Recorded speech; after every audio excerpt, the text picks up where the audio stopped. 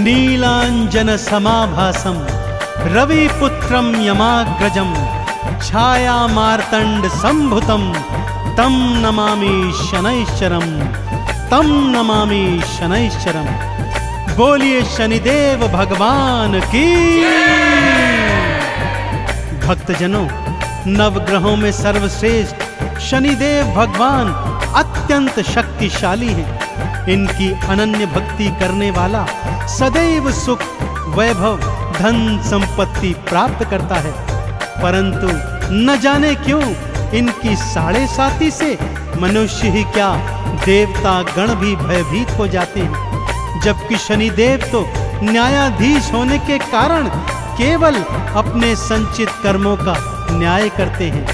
इनकी शक्तियों की गाथाएं वेद पुराणों में वर्णित हैं, परंतु इनको दीनहीन और शक्तिहीन समझने की भूल का क्या परिणाम होता है, राजा विक्रमादित्य को क्या क्या भोगना पड़ा, आइए इस कथा के माध्यम से सुनाता हूं।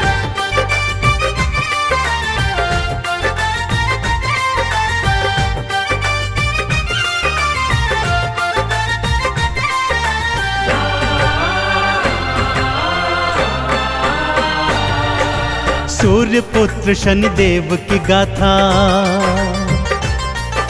सूर्य पुत्र शनिदेव की गाथा भक्तों बड़ी महान है। भवसागर से पार हुआ वो जिसने किया गुणगान है, जिसने किया गुणगान है। सूर्य पुत्र शनिदेव की गाथा भक्तों बड़ी महान है। भवसागर से पार हुआ वो जिसने किया गुणगान है, जिसने किया गुणगान है। सूर्य पुत्र शनिदेव की गाथा।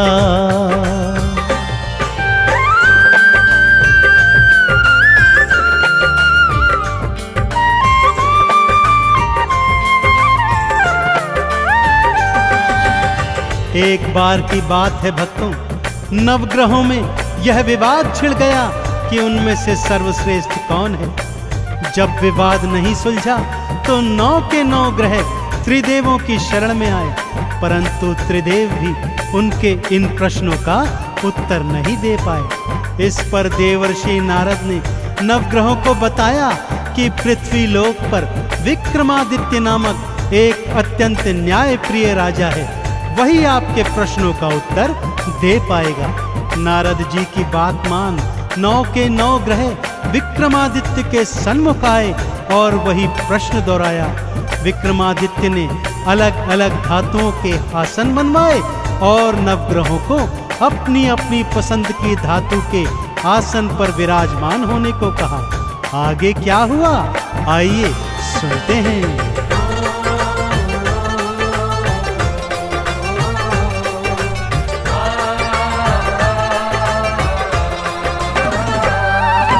सूर्य देव सोने पर बैठे और चंद्रमा चांदी पर। बुध ने पन्ना मंगल मूंगा, राहु केतु गोमेद पर। शनि देव को लोहे की धातु तो बहुत सुहाती है। लोहे के सिंहासन उनकी दृष्टि तो पड़ जाती है। लोहे के सिंहासन बैठे, लोहे के सिंहासन बैठे शनि देव भगवान है। भवसागर से पार हुआ वो जिसने किया गुणगान है, जिसने किया गुणगान है। सूर्य पुत्र शनिदेव की गाथा भक्तों बड़ी महान है। भवसागर से पार हुआ वो जिसने किया गुणगान है, जिसने किया गुणगान है। सूर्य पुत्र शनिदेव की गाथा।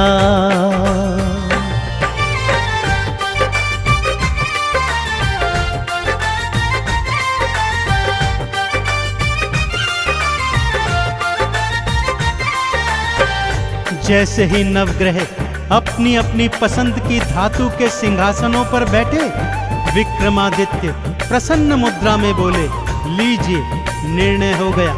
जो ग्रह सर्वश्रेष्ठ धातु अर्थात स्वर्ण पर बैठा है वह सर्वश्रेष्ठ है, और जो ग्रह सबसे निकृष्ट धातु अर्थात लोहे पर बैठा है वह सबसे नीचे है।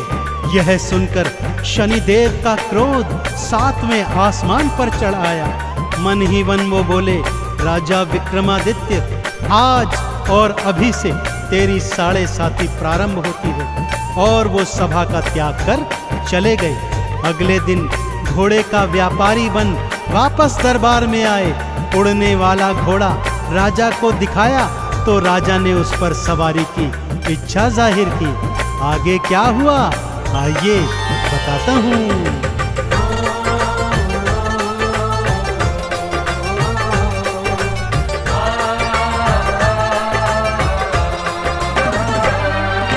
घोड़े पर जुएड़ लगाई, पवन वेग से उड़ने लगा।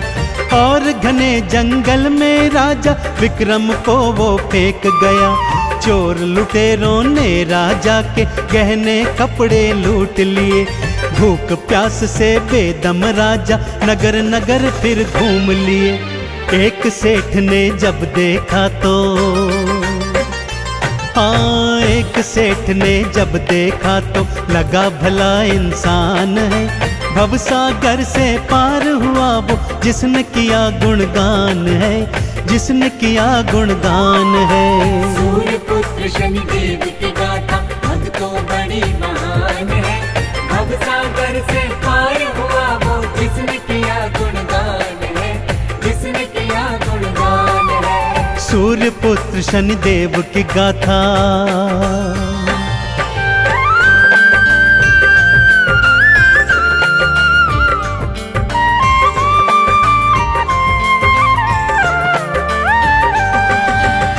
नगर सेठ ने जब विक्रमादित्य को भटकते हुए देखा तो उसे भला मानुष समझकर अपने घर में ले आए और उसे भोजन करवाने हेतु वहां पर बिठा दिया। इधर सेठानी अपना 9 हार खूंटी पर टांग कर चली गई थी। शनिदेव की माया प्रारंभ हो गई थी भक्तों।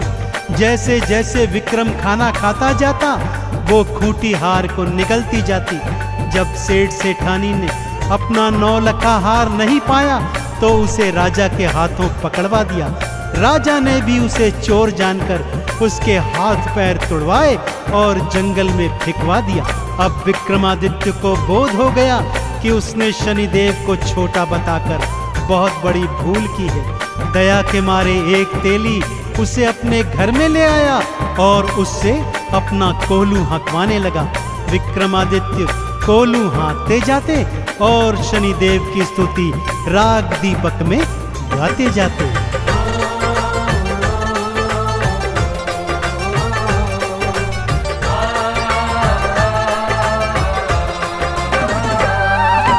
हाथ पैर सब टूट गए थे तेली घर कोलू हाँके। भंडारे जो खिलवाता था आज कर रहा खुद फाके। शनिदेव मुझे क्षमा करो ये राग दीपक गाते थे। नगर की राजकुमारी को ये स्वर बहुत ही भाते थे। इसी से तो मैं विवाह करूंगी, हाँ इसी से तो मैं विवाह करूंगी। उसका ये अरमान है भवसागर से पार हुआ वो जिसने किया गुणगान है, जिसने किया गुणगान है। सूर्य पुत्र शनिदेव की गाथा भक्तों बड़ी महान है। भवसागर से पार हुआ वो जिसने किया गुणगान है, जिसने किया गुणगान है। सूर्य पुत्र शनिदेव की गाथा।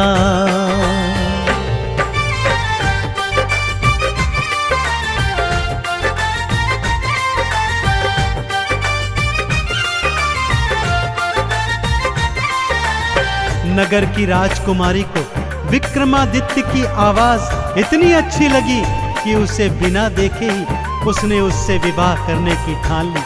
परंतु विवाह के दिन जब राजा ने बिना हाथ पैर वाले वर को देखा तो राजा ने विवाह को मना कर दिया। इधर विक्रम ने सच्चे हृदय से एक बार फिर शनिदेव की आराधना की तो शनिदेव ने उस पर से अपनी वक्र दृष्टि हटा ली और 7.5 भी समाप्त कर दी। जो ही शनिदेव की शुभ दृष्टि पड़ी विक्रम को पहले जैसा सुंदर स्वरूप मिल गया। खोया हुआ राज्य वापस मिल गया। बस अब क्या था, नगर के राजा ने अपनी पुत्री का विवाह विक्रमादित्य के साथ बड़ी धूमधाम से किया और ढेरों उपहार देकर उन दोनों को विदा कर दिया। राजा विक्रमादित्य रानी सहित अपनी राजधानी लौट आए।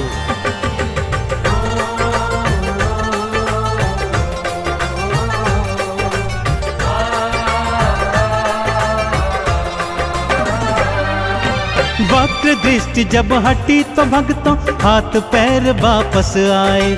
खोया राजपाट भी विक्रम देखो फिर से थे पाए।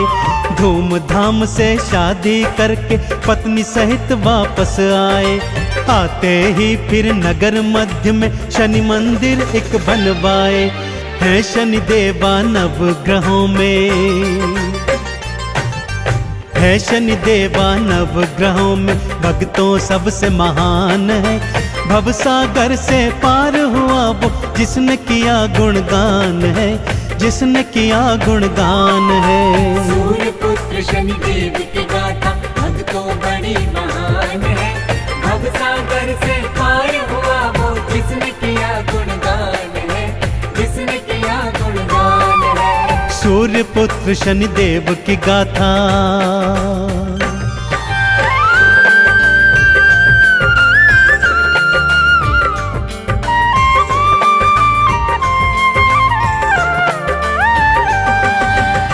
अब राजा विक्रमादित्य सपरिवार हर शनिवार को शनि मंदिर जाते, शनि देव को तेल से स्नान करवाते, लोहा तिल तेल उड़द का भोग लगाते, उन्हें नवीन काले वस्त्रों से सुसज्जित करते, काले चने बैंगन और सरसों के तेल में बने पकवानों का भोग भंडारा बनाकर गरीबों को खिलवाते। इस तरह वो जीवन पर्यंत शनि देव के कृपा पात्र बने रहे। और भक्तों, यह कथा हमें यह संदेश भी दे गई कि नवग्रहों में सर्वश्रेष्ठ तो शनिदेव ही हैं। तो बोलिए मेरे साथ भगवान शनिदेव महाराज की।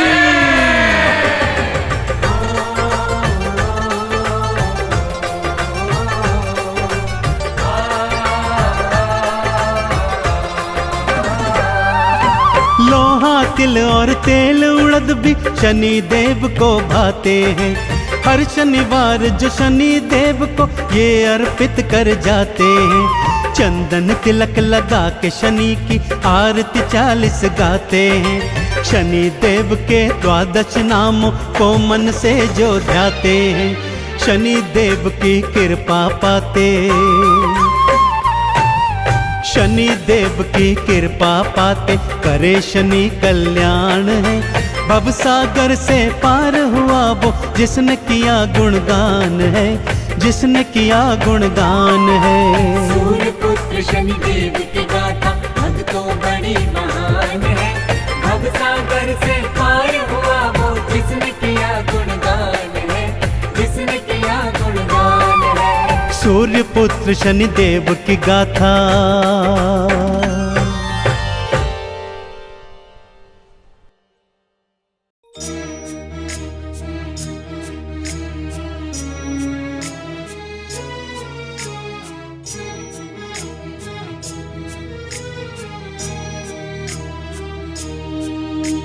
नीलाञ्जना समभासं रविपुत्रं यमाग्रजम् छायामार्तण्डसम्भूतं तं नमामि शनेश्वरम्।